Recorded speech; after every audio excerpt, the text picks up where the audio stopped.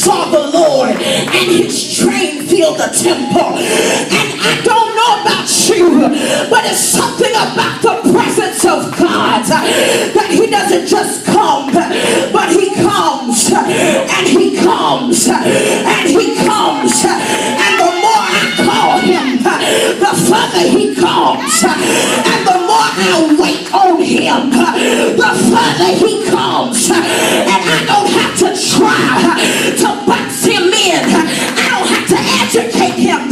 Well, God, you know this been going on, and you know this been going on. I just sit there and just wait, because God knows everything. And by this time I said, God, I need Jesus. Don't touch my situations until you touch me. When you get to that point, it's because you've been touched somewhere by something or someone that is not eternal. And we don't need nothing else to be touched until we're touched by God. We need to be touched. We need that covenant. I don't need the covenant of just your promises. I need the covenant of your relationship. I don't need just the covenant of what you're going to give me. I need the covenant of relationship. I need the covenant that promises that you'll be the God of understanding. I need the kind of God that made so much covenant with me that he gives me peace. Not the covenant that brings me prosperity. I don't need the covenant that brings me money. If I got money and don't have no peace, take all the money in the world. I want the covenant of relationship.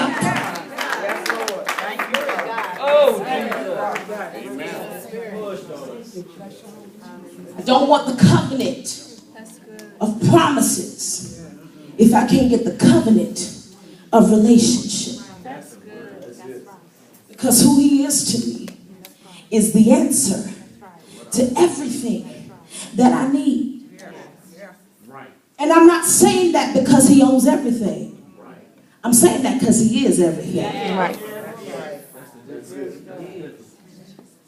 And so we find ourselves seeking something.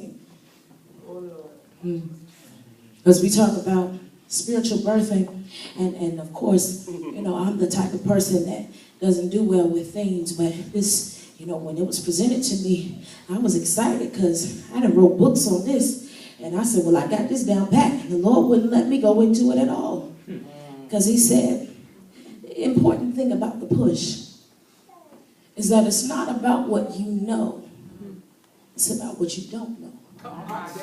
Work that. Please work that. What do I mean by that?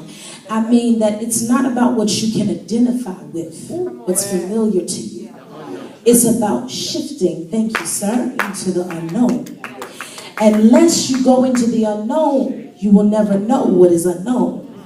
It will be always constantly in intimate places with familiar things. And you'll keep rehashing and rehashing and reliving and going through cycles with the same old dead things over and over and over again, because once again it's relevant. It's accurate, but it's not relevant. Exactly. And so God said that I will not allow you to be comfortable with things that you understand. I'm not going to allow you to be comfortable with what you're used to doing. Because what you're used to doing is not going to work. Because what's in you is not of this atmosphere. How will you educate yourself in a familiar atmosphere when what is in you is unfamiliar? Wake up in here. Come on now. Don't get sleepy. Wake up. Wake up. If you got to stand up one leg, wake up in here. It's not important for you to be educated about your environment. Come on, I ain't been up here that long. Wake up in here. It's important for you to understand the unknown, the things that you aren't acquainted with. God said, I want to venture you out on something. I want to take you on a journey, because the prophetic is not a destination, baby. It's a journey. And every time you wake up, God showing you different things, shifting you into something else. He said, I'm not going to give you no warning. You don't deserve that much. I'm just going to take you. If you say yes, I'm going to take you on a journey. One day you're going to wake up in 3, and next day you're going to wake up in 9. Because I'm God, I'm sovereign, I know what you need, and I'm not going to allow what I give you to drive you crazy. But if you try to hold on to the thing that I'm trying to shift out of you, you're going to lose your mind. Baby, I'm trying to make sure that you don't have an abortion because you don't understand what's going on. I'm trying to make sure that you don't have a miscarriage because you ain't being nurtured. If you don't know what's in you, then trust me to take you where you need to go. Because if you don't know, then you don't know what you need. You don't know what's in you. You don't know how to feed it. So follow me until I take you where you need to go. You don't know what's in you. How can you prepare to give birth to it? That's right. That's right.